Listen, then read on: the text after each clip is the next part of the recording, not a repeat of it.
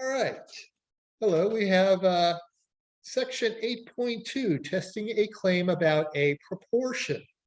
All right, I tend to think that this is going to be part one, and I'll come back with part two tomorrow night, but we'll see.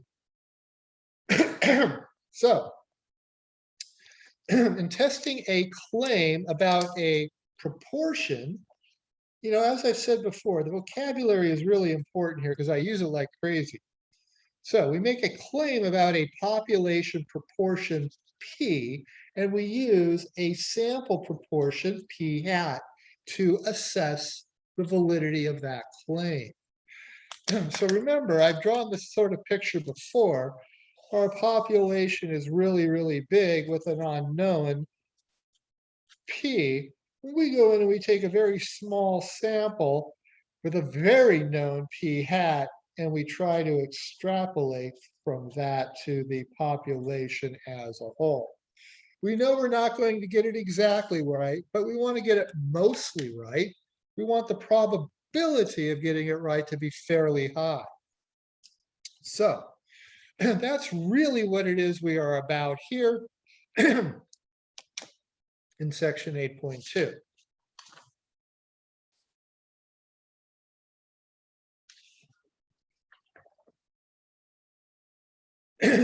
Now,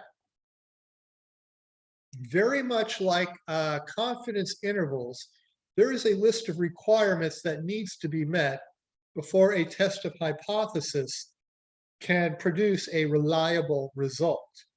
Your calculator doesn't know where numbers come from or where they've been in the last 24 hours or who they've been hanging out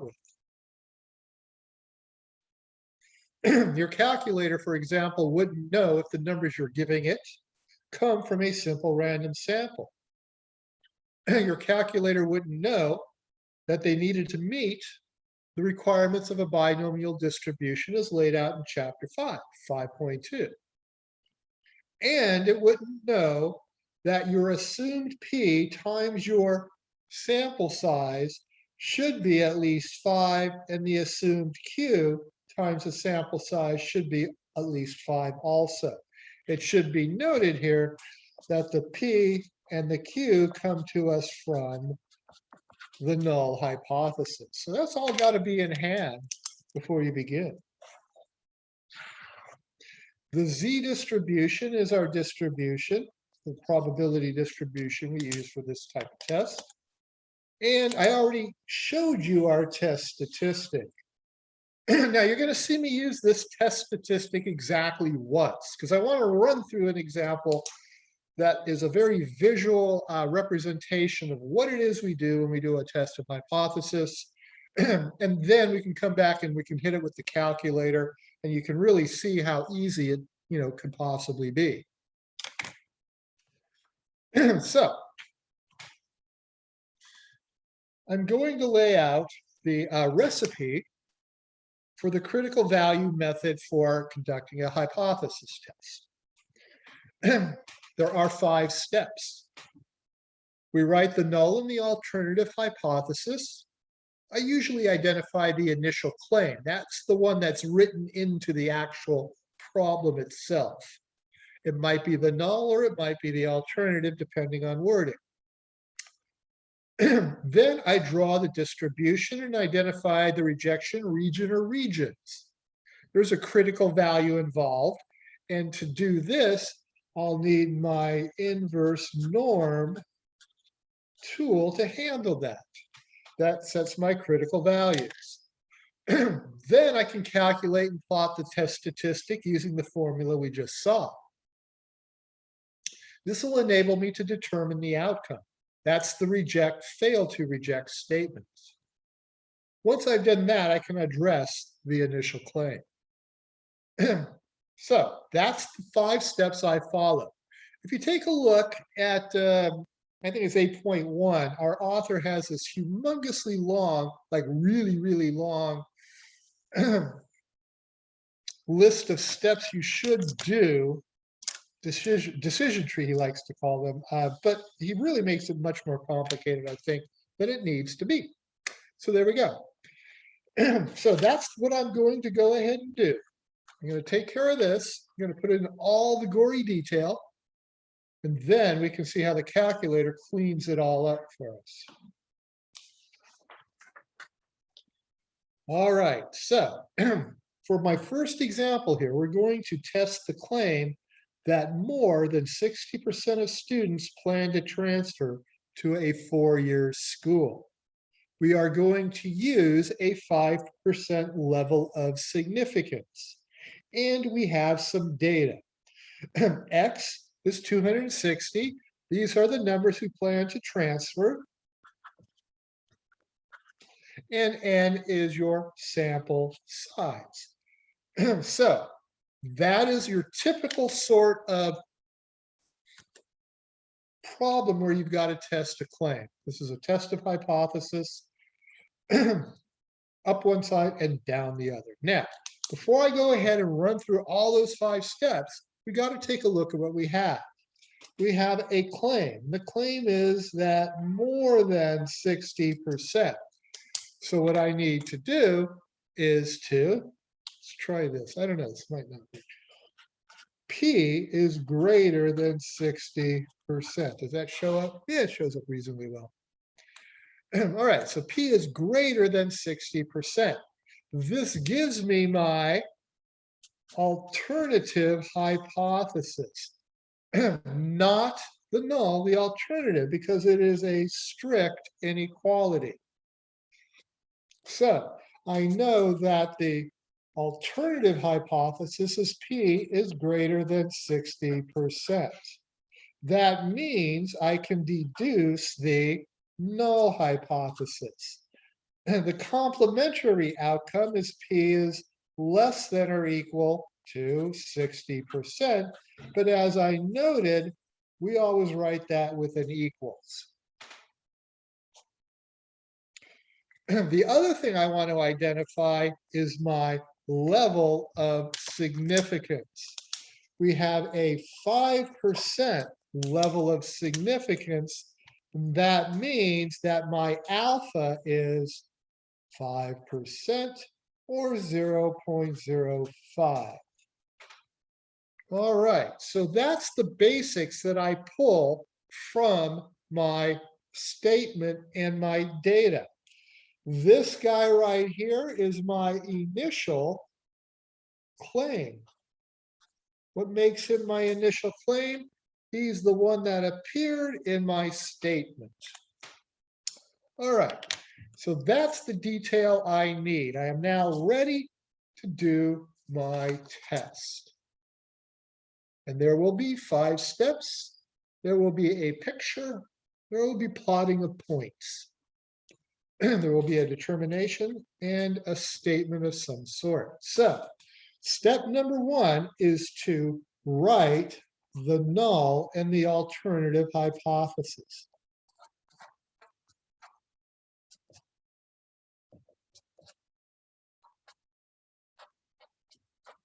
All right.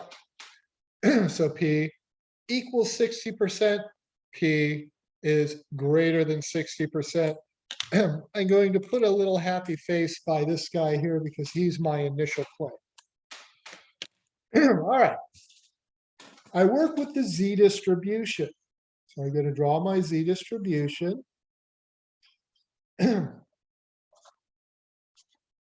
My test is a right tail test. I pull that out of that guy right there, greater than. So my rejection region is all the way over here. This is where my alpha is. I have a critical value right there. To find that critical value, I need my inverse norm program to do that. So to find this area, or to use, excuse me, to find the critical value, I've got an area of 0.05 and I'll use inverse norm. So let me jump back over to my calculator.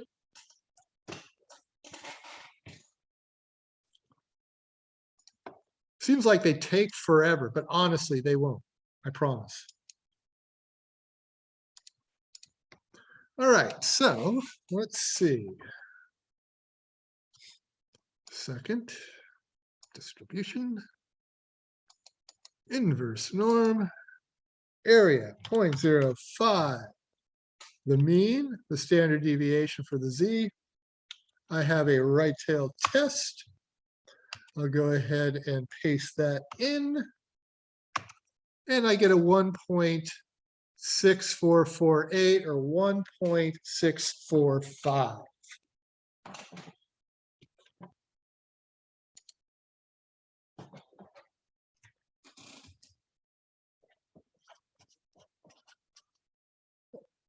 All right, so that's step number one.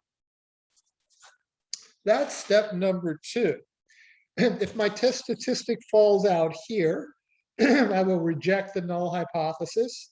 If it falls anywhere over here, I will fail to reject the null hypothesis. Now I've got to find and plot my test statistic. So this is z equals, and I need my p hat for this particular problem, and that's 260 over 400. I'll go ahead and I'll find that first. It makes the calculation on your behalf a little bit easier. 0.65. So 0.65 minus 0.60.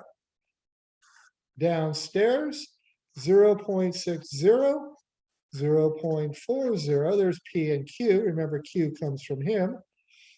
Divided by the sample size of 400, and that is in a square root. And I'll take 3 decimal places for him. And then plot him relative to my pretty little picture up above. Again, let me get rid of some of this stuff here. I take care of my numerator first, 0.65 minus 0.60. Then I'll divide that by and pick up my square root. And there's the 0.6 times 0.4 divided by 400. And there's my test statistic, 2.041. 2.041.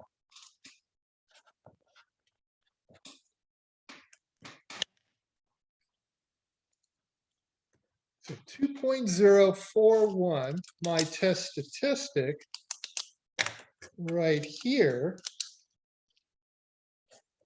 Oh, you can't even see that. I got to go to blue. This is the value I plot on that picture up above. Where does that value plot? Is it bigger than 1.645 or is it smaller than 1.645? It is definitely bigger than 1.645. So it falls in the rejection region. So the outcome is to reject H naught. That's step number 4. Now, where was my initial claim? That was my initial claim. If we're going to reject the null hypothesis, which one do we get? We get the alternative, our claim. And so this statement is now really important. This is how we like. There's a couple of different ways to word these, but this is the way I usually like to have my students handle it, or words to this effect. But honestly, if you try to get creative, you can get into some trouble. So at the alpha equals 0.05 level of significance,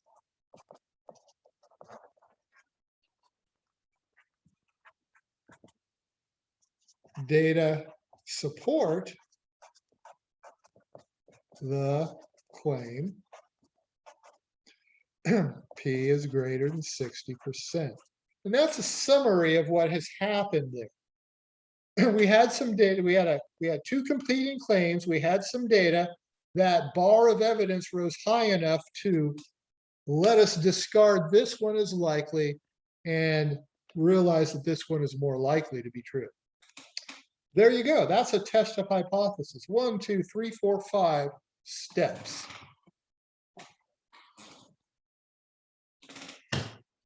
All right. Now, I said that we like to go through this once to see where things are and where they land. All right. Very, very visual.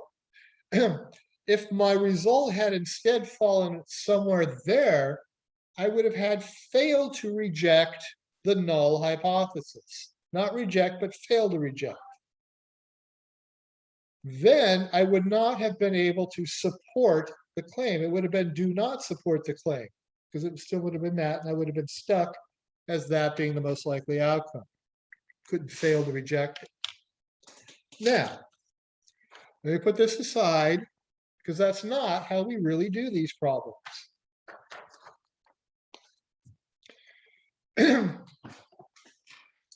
We use what is called the one prop Z test. Now, let me go ahead and pull up that one prop Z test. And we're going to take a look at what happens with that one prop Z test.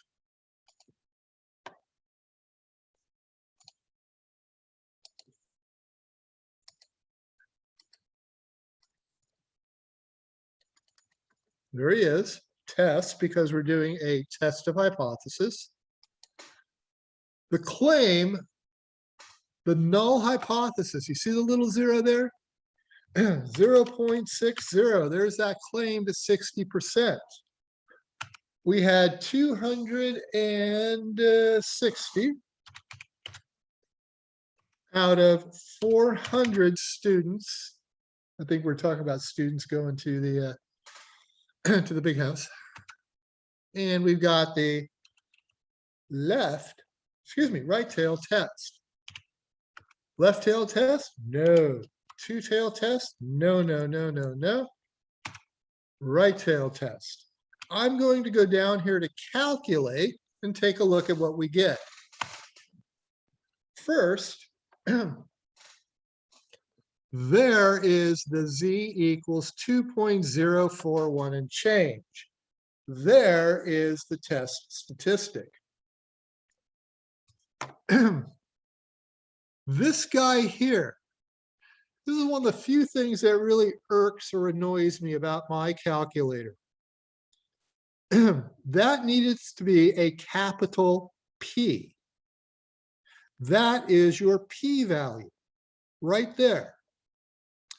I also see my sample proportion. That's what's compared to the population proportion or the claimed proportion in the null. But everything is right here, except I guess the X. But if you needed to do the traditional method, the critical value method, you can get a test statistic very easily using this. We're going to be using the p-value method, so I'm going to mostly ignore Z entirely and focus on P. Now, before I go any further, I want to note that p-value.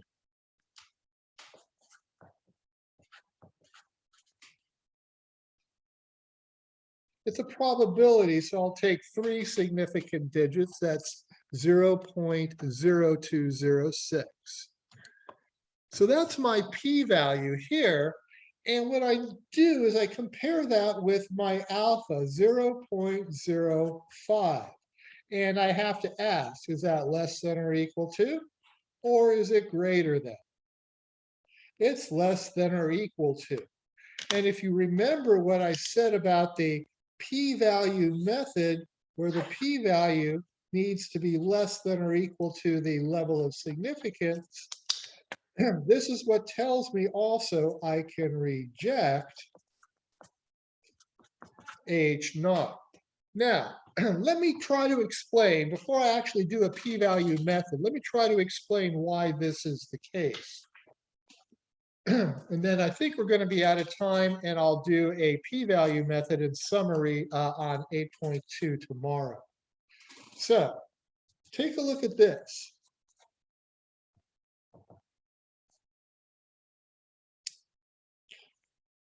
the example that we just got done doing, we had a critical value of 1.645. All right. This area here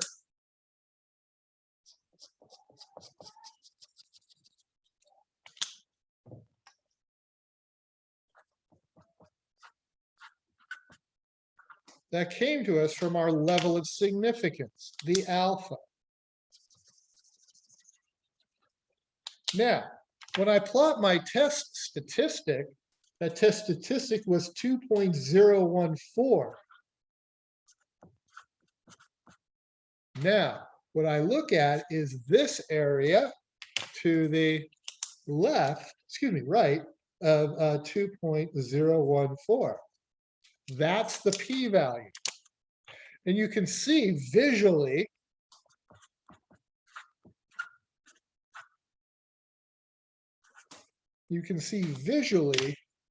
that the area P is less than the area alpha. And when that area P is less than the area alpha, lo and behold, my test statistic falls in the rejection region.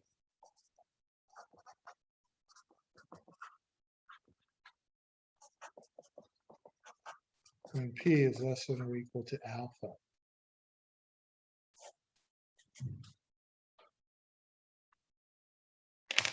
And that's why the p-value method works, and it's also why it's, you get equivalent outcomes.